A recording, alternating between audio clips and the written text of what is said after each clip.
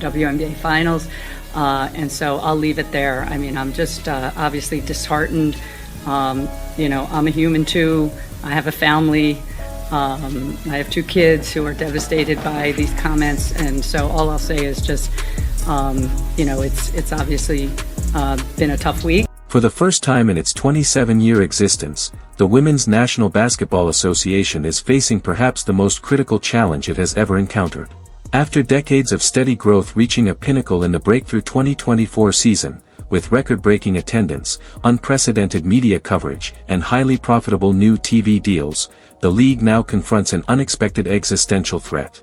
A well-funded international basketball league, backed by seemingly limitless Middle Eastern resources, has emerged as a serious rival for the WNBA's most prized asset, its top-tier players. What started as mere speculation within the industry has quickly escalated into a full-scale crisis, with reports suggesting that several marquee athletes are seriously weighing offers far exceeding anything currently available in American professional women's basketball. This situation goes far beyond the usual scenario of WNBA players earning extra income through overseas contracts during the off-season, a practice that has been common for decades. What's unfolding now is fundamentally different and far more alarming. A heavily capitalized rival league has been created with the explicit goal of luring the biggest stars in the sport and establishing itself as the ultimate destination for elite women's basketball talent. The level of financial backing mirrors what Saudi Arabia's public investment fund brought to professional golf with Live Golf, successfully attracting numerous PGA Tour players with guaranteed contracts worth hundreds of millions of dollars.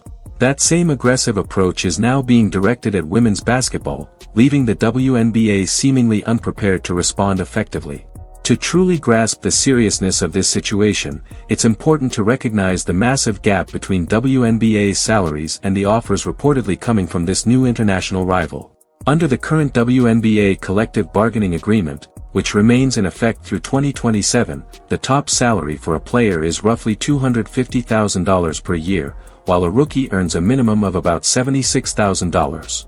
Meanwhile, the league's salary cap for an entire team roster is only around $1.46 million, highlighting just how stark the financial difference has become. Although these figures show some improvement compared to past years, they are still minuscule when compared to what athletes in major men's sports make, and they are completely overshadowed by the sums now being linked to this new overseas league. According to multiple reports, the international project, known by insiders as Project B because of the secrecy surrounding its official launch, is reportedly ready to offer starting salaries of around $2 million for role players, who would otherwise earn between $80,000 and $150,000 in the WNBA.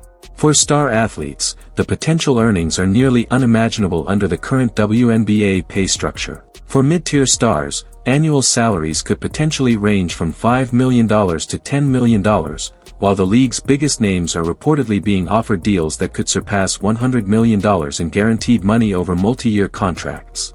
Some of the most striking rumors even suggest that the top signing might receive as much as $200 million. These figures aren't just small boosts in pay, they signify a complete overhaul of the financial landscape of women's professional basketball. To put it in perspective, a player earning $100,000 in the WNBA would have to compete for 20 full seasons to match the gross earnings from a single year at the $2 million starting salary in this new league. The reality is both stark and impossible to ignore. No sense of loyalty, patriotism, or dedication to growing the sport domestically can easily bridge this massive financial gap. Professional athletes have notoriously brief careers, and the chance to secure generational wealth through a single contract is almost impossible to pass up, no matter what other factors are involved. The challenge is intensified by the reality that many WNBA players already spend their off-seasons competing overseas because their WNBA salaries alone aren't enough to guarantee long-term financial stability. Unlike NBA players, where even minimum salary athletes can earn millions annually and achieve financial independence within a few seasons, WNBA stars have historically had to play year-round, enduring grueling foreign leagues during what should be their off-season, just to maintain a decent standard of living. This new international opportunity now forces them to weigh making that overseas commitment their main focus, rather than just an additional source of income. Sophie Cunningham's reported choice to join this new international league marks a pivotal moment for women's basketball. Cunningham, a guard for the Phoenix Mercury, has become one of the WNBA's most prominent and marketable stars, not just for her on-court skills, but also because of her engaging personality, strong social media presence, and authentic connection with fans. She embodies exactly the kind of player the WNBA needs to keep during this crucial period of growth, someone capable of attracting and sustaining interest beyond the most devoted basketball followers. Reports suggest that Cunningham has secured a contract worth several $1 million annually, a sum that would surpass her total earnings over 6 seasons in the WNBA. The significance of her move cannot be overstated. When a player of her talent and market appeal is willing to leave at the apparent peak of her career, it sends a clear warning to every other WNBA athlete. The financial logic of staying loyal to the American League no longer holds when far more lucrative opportunities exist abroad. Sophie Cunningham's case also underscores a much larger problem within the WNBA's pay system. She doesn't belong to the absolute top echelon of league superstars. She has never earned an All-WNBA first-team spot or been considered an MVP contender. Still, she remains highly popular, exceptionally talented, and undeniably valuable. Essentially, she reflects the upper-middle tier of WNBA talent. If this international league can attract players of her caliber with multi-million-dollar deals, it indicates they possess ample resources to pursue almost anyone in the league. The implication is obvious. This is not simply an attempt to sign 1 or 2 big names for media attention. Instead, it's a well-planned recruitment approach aimed at developing a genuinely competitive league by consistently providing superior compensation across every roster spot. In addition, Cunningham's exit could spark a domino effect throughout the league. Professional athletes constantly watch the moves of their peers. When they observe someone earning life-changing money by switching leagues, it naturally makes them rethink their own circumstances. Players who may have previously felt satisfied with their WNBA contracts when no other options existed will now start questioning if they're leaving huge sums of money untapped by staying put.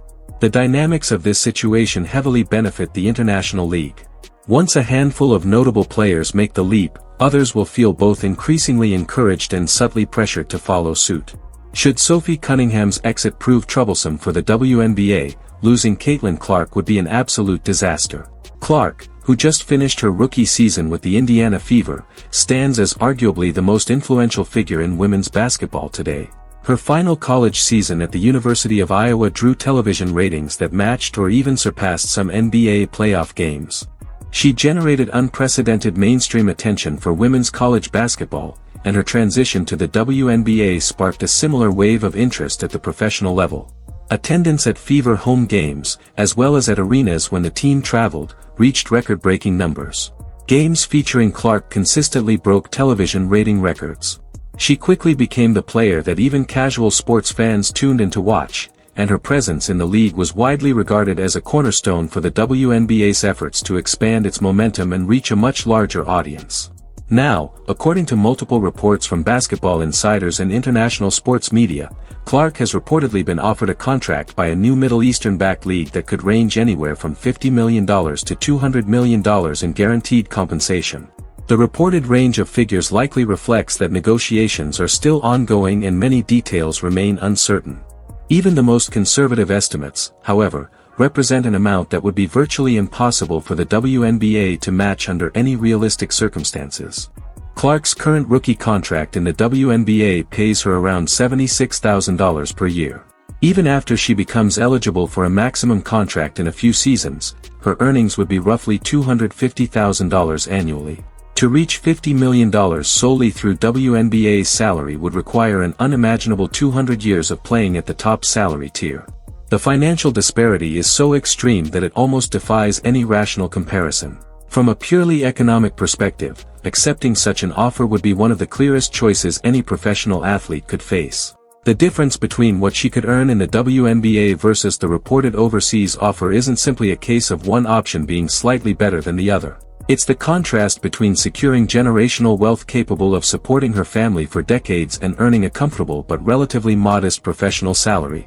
What further complicates Clark's situation is that leaving would mean walking away from something truly significant she has already built. A rare chance now exists to create a lasting legacy as the player who revolutionized the WNBA and women's professional basketball across America. There is real significance in being a trailblazer, in being remembered as the athlete who lifted an entire sport in your own country. Clark holds the potential to become for women's basketball what Michael Jordan represented for men's basketball. Not merely an outstanding player, but a transformative figure who reshaped the sport's cultural impact. Such a legacy carries its own unique value, both in terms of long-term endorsement opportunities and in personal fulfillment and historical recognition.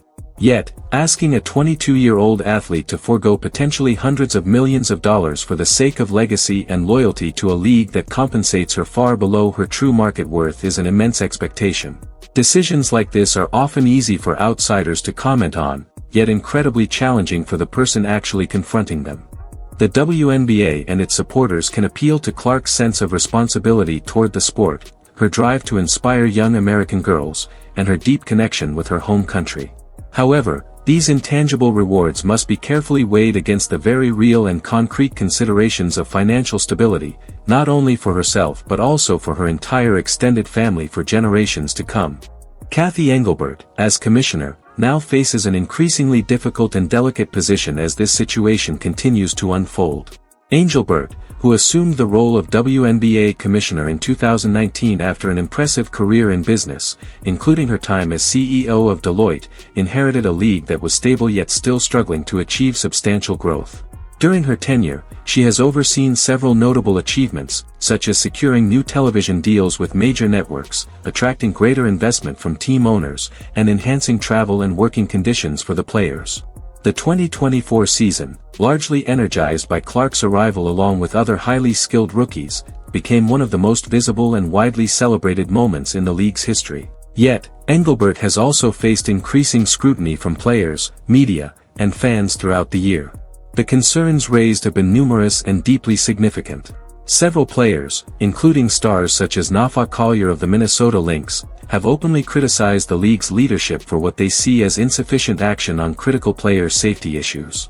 The unprecedented spotlight on the league in 2024 brought with it heightened scrutiny, bigger crowds, and unfortunately, several incidents of fan harassment and aggressive behavior directed at players, especially targeting Clark herself. Many players felt that the league office responded too slowly, failed to implement sufficient security measures, and generally appeared unprepared for the intensity of attention that accompanied the sport's rising popularity.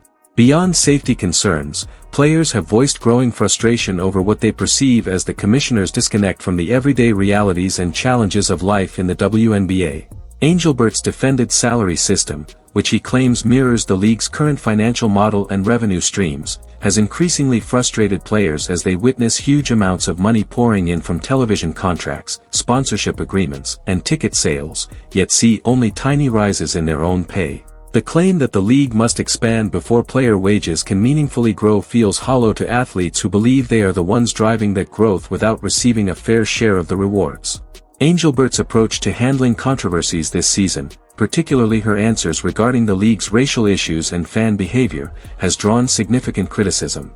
Several of her remarks came across as insensitive or dismissive of genuine concerns voiced by players about harassment and racism they faced as the league gained more attention. At a time when athletes increasingly look for league leaders to actively champion player welfare and social justice, Engelbert's cautious, corporate-style responses have left many feeling neglected and unsupported. With the very real threat of the league losing its top stars to overseas competitions, Engelbert now confronts what could become the defining test of her entire tenure. The question circulating in basketball circles is both stark and unforgiving. If the WNBA were to lose Caitlin Clark to an international league, could Cathy Engelbert realistically continue as commissioner? The visual and symbolic impact would be crushing.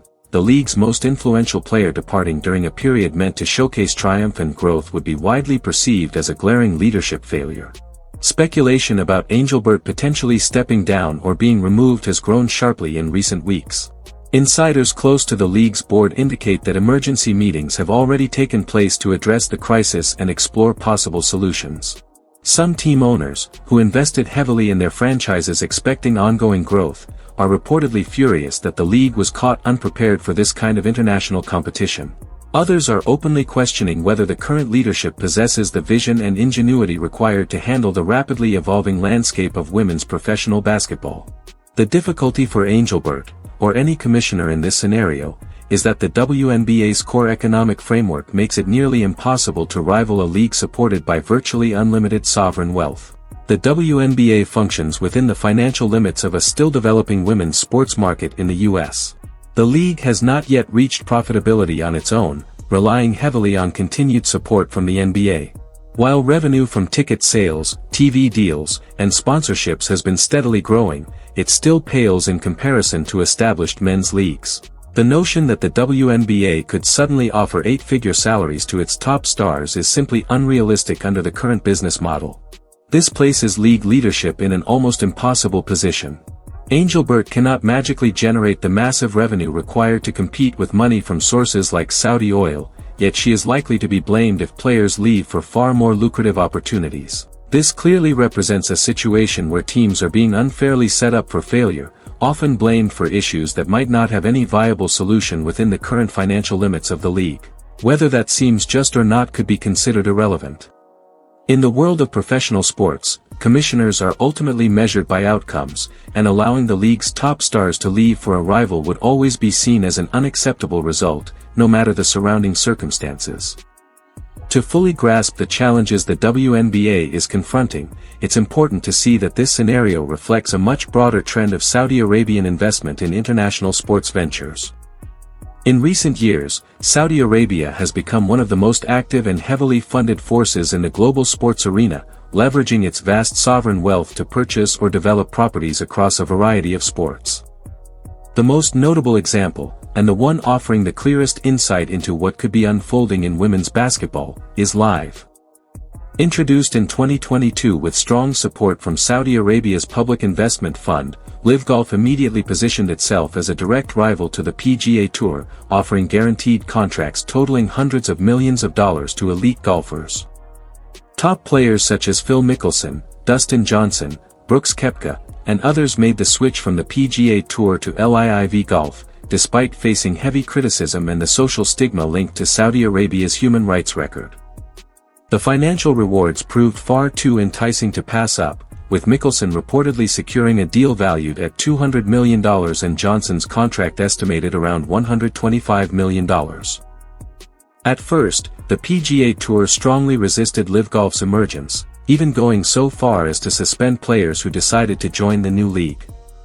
However, the enormous financial pressure from Saudi-backed contracts eventually forced the tour into a dramatic shift. By 2023, the PGA Tour announced a framework agreement to merge with LIV Golf, effectively acknowledging that it could not match the overwhelming financial power behind the new league and needed to find a way to coexist in the evolving global sports landscape.